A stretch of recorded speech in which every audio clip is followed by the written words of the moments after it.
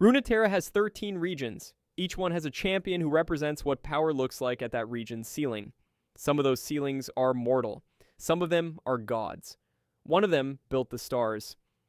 Let's break this down. Piltover, Victor. He keeps removing the parts that feel pain.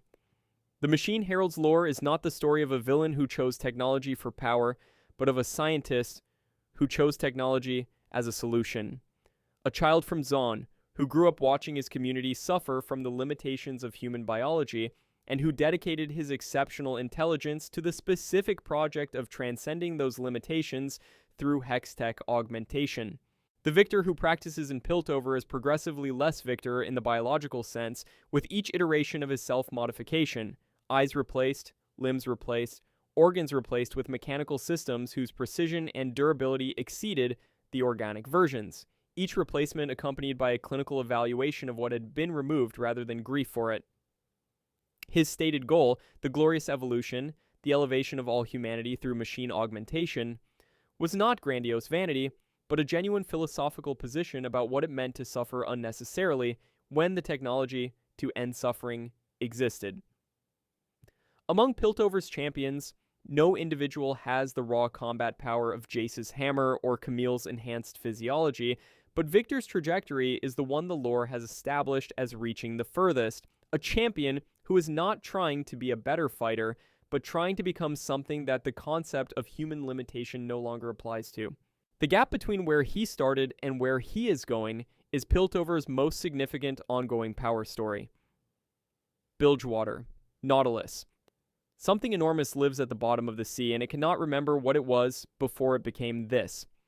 The Titan of the depths was once a sailor, a diver hired to work the seafloor whose crew abandoned him in the deep when a current threatened to pull the ship down, whose chains were cut by the people he had trusted, who sank into water so deep that surviving it should not have been possible. What emerged from that depth was not the man who went in. The lore described Nautilus as a massive armored entity, whose connection to his original identity has been so thoroughly consumed by the darkness of the deep sea that memory and personhood exist only as fragments. The name he keeps, the anchor he carries, the specific and sustained anger directed at everyone who has ever made the choice to abandon someone to save themselves. Among Bilgewater's champions, Misfortune and Twisted Fate have tactical intelligence, Pike has relentless purpose, and Gangplank had genuine regional dominance until his downfall. Nautilus has something that none of them possess, a physical scale and a connection to the deep ocean that makes him less a champion and more a force of nature that has learned to walk on land. His anger at betrayal is not the anger of a person who is hurt, it is the accumulated grief of something that was a person and now has only the shape of one. Ixtal, Kiana.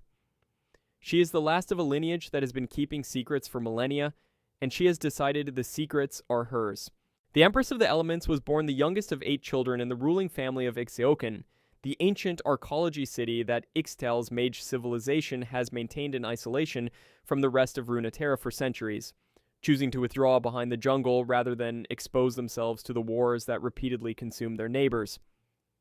Kiana's elemental manipulation, the ability to infuse her ring blade with the properties of water, earth, and plant matter drawn from the environment around her, deploying each as an offensive or crowd control tool, was the most refined expression of the Ixtal magical tradition in her generation. Her political situation within Ixauken was defined by her position as the youngest. 8 older siblings stood between her and the throne that she had decided she deserved, and her engagement with the outside world's conflicts was motivated partly by the genuine belief that Ixtal should not hide from what she could take, and partly by the accumulation of achievements she needed to justify bypassing the succession order. Among the Ixtal champions in the lore, no individual has the raw elemental mastery she demonstrates or the political will to deploy it as aggressively as the lore has established she is willing to. Zaun, Warwick. He cannot stop hunting. The monster that ranges through Zaun's sump was designed to be unable to stop. The chemist Synd's experiment converting a human body into a predatory instrument built from pain and chemical enhancement, whose memories of who he had been before the experiment surface in fragments and nightmares, rather than as recoverable identity. What remains of the man Warwick was, before the transformation, is embedded in 2 specific responses. the recognition of Vi as someone connected to his fractured past, and the specific horror he feels when he smells blood. A horror that does not stop him from hunting, but that he experiences during the hunt in ways the experiment never fully eliminated. His physical capability in the lore is the highest of any street-level Zaun champion.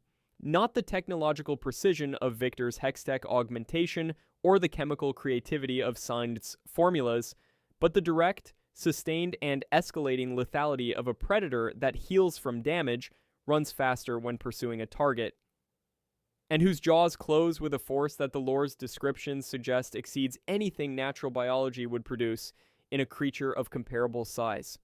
Zaun built him as a weapon. What makes him Zaun's most powerful representative is not the weapon's capability, but what the weapon cannot stop doing. Hunting through the streets of the city that made him, unable to rest, unable to stop, unable to fully recover the person who was dismantled to make this. Bandle City. Viego. His power has no ceiling because Mordekaiser made sure of it. The Master of Evil's specific origin, captured by the Iron Revenant, enslaved in a fortress, tortured until his personality broke, bound to the material plane in a way that prevented the natural return to Bandle City that Yordles require, produced an unintended consequence that Mordekaiser apparently did not model in advance. Yordles separated from Bandle City's influence for extended periods accumulate arcane energy beyond the threshold that Bandle City's connection normally regulates. Viego was kept away from Bandle City for what the lore described as an extended imprisonment, which meant his dark magic absorption compounded without the biological cap that his nature would otherwise have imposed. The specific power that Mordekaiser tortured out of Viego was genuine, significant, and open-ended. There is no documented upper limit to how much dark arcane energy Viego can absorb and convert into offensive output. His stated aspiration to be evil is mostly theatrical, the performance of a Yordle who was genuinely broken by his captor and chose to respond by becoming the thing his captor represented rather than recovering the Yordle he had been before. Among Bandle City's champions, no one else has a power floor that Mordekaiser noticed as interesting and a power ceiling that the lore has not set. Demacia, Galio. He only wakes up when magic arrives. The magic-absorbing colossus built to protect Demacia from enemy sorcerers exists in a specific and ironic relationship with the kingdom that created him. Galio was designed to absorb and weaponize the magical energy of Demacia's opponents, which means he activates specifically when magic is present, which means every Demacian mage who has been discovered and persecuted in the kingdom's anti-magic purges is part of the population that keeps waking him up. His combat capability when active is the most straightforward expression of Demacia's power ceiling.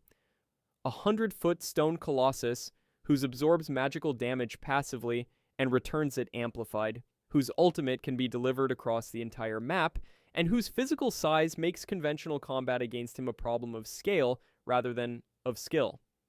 Silas, as a mage whose ability to steal other mages' ultimates gives him access to any magical toolkit, has the most technically dangerous power in Demacia's current champion roster. Lux has significant light manipulation capability that she has been developing outside the Mage Seeker's awareness for years. But Galio is built from petricite, the magic-absorbing stone that is Demacia's primary anti-mage material, and the irony of Demacia's most powerful protector being made from the substance that specifically counters the population Demacia has been persecuting is the lore's clearest statement about the internal contradictions of a kingdom built on the suppression of the thing that makes it capable of being protected. Noxus. Swain. He absorbed the demon's knowledge and took the throne it helped him reach. The Grand General's path to leading Noxus ran through LeBlanc's manipulation, Ionia's battlefields, the loss of his arm to an Ionian blade, the severing of his military career by the people who had sent him to die, and the discovery of the demonic power within the immortal bastion that the Black Rose had been keeping locked away for centuries. Swain reached into that power and absorbed a fragment of the demon realm, the entity within the bastion whose connection to the dead gave Swain the ability to see through a raven's eye, to understand the intentions beneath other people's words and performances, and to deploy the knowledge of everything he could see as the political instrument that the Noxian Grand General position required. His combat capability combined the physical presence of a Noxian general with the supernatural sight that demon knowledge provided and the arcane energy of the ravens that manifested from the connection. Among Noxus's champions, Darius is the most feared in direct combat, Scion is the most physically imposing, and Draven is the most individually lethal. Swain is the one who took all of that power, added demonic knowledge to it, and sits on the throne that LeBlanc had been managing through puppet rulers for centuries. The champion who absorbed the supernatural and then immediately used it to take the most politically significant position in the most militarily powerful empire in Runeterra, Ionia, Syndra. She expelled the aspect that had been guiding her development, and the aspect listened. The Dark Sovereign's power is the lore's clearest example of what happens when magical ability compounds past the threshold that institutional constraints were designed to manage. Syndra was identified as a child whose arcane potential was outside normal parameters, trained by the Ionian monk Threen, whose methods suppressed her power more than they developed it, and whose eventual confrontation with her limitations produced the moment the lore used to define her, the dreaming pool of Phalar. The Masters of Phalar sealed her in the pool when her power exceeded what they could contain through training. She broke free. The aspect of Twilight that had been guiding her development and monitoring her capacity was expelled when she decided she did not want guidance. The aspect of Twilight is Zoe, and Syndra expelled her. Among Ionia's champions, Karma carries the accumulated wisdom of every previous Karma in her soul.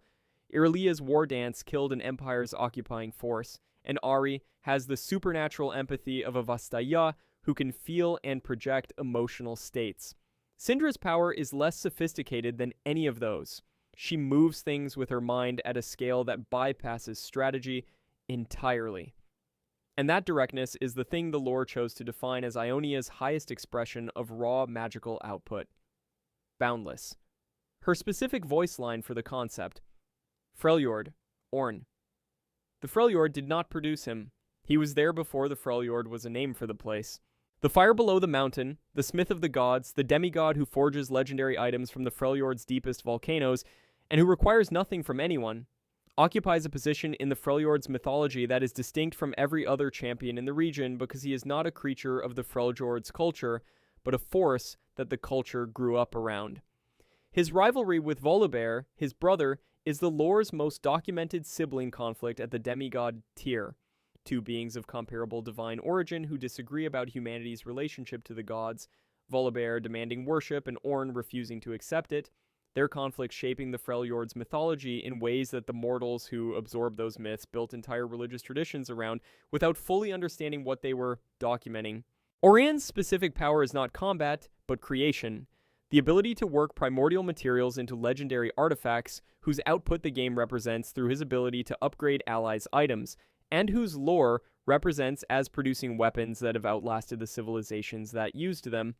His combat capability when engaged is the expression of a god who does not want to fight but will, which is a different threat profile from Lyssandra's ice manipulation or Volibear's lightning, because Ornn's engagement with combat communicates that whatever he is fighting has specifically earned the specific attention of something that otherwise does not consider mortals worth his time. Shurima, Xerath. He absorbed an entire Ascension and has been burning ever since. The Magus Ascendant's origin is the most specific and most clearly documented backstory of any champion on this list, in terms of what his power is and where it came from. A slave who earned proximity to the Ascension ceremony, who betrayed Azir at the ritual's beginning and received the transformation intended for Azir while Azir's Sundis fell, who was converted by the process from a human mage into a being of pure arcane energy that required a stone prison to prevent it from radiating destructively in all directions simultaneously. What Xerath became through the botched Ascension was not simply a more powerful mage, but a different category of entity. His biological substrate was gone, his physicality replaced entirely by the magical energy he now existed as, and his offensive capability was the output of a being who did not cast magic so much as leak it in controllable directions. His current imprisonment within the shattered stone containment left by his last battle with Azir was the Shuriman lore's most accurate measure of what his power level required to contain. Not a cage built for a mortal prisoner, but a geological confinement, the aftermath of a confrontation between two Ascended whose conflict left visible marks on the landscape. Shurima has Azir, who commands legions and raises cities, and Nasus, who grows indefinitely stronger as he fights. Xerath is what happens when the Ascension process produces something that cannot be housed in a body. Shadow Isles, Viego. His grief is still spreading. The ruined king did not intend to create the Black Mist. The ruination that converted the Blessed Isles into the Shadow Isles was the specific consequence of a man whose love for his wife was so consuming that he violated every natural law attempting to restore her, and whose corruption of the sacred waters at the heart of the Blessed Isles converted a place of healing into the source of an ongoing spectral catastrophe. Viego's power within the Shadow Isles is structural rather than individual. The black mist that emanates from the Isles and expands toward everything beyond them is the physical expression of his grief, a spreading corruption that converts whatever it touches into a spectral version of itself that serves his will.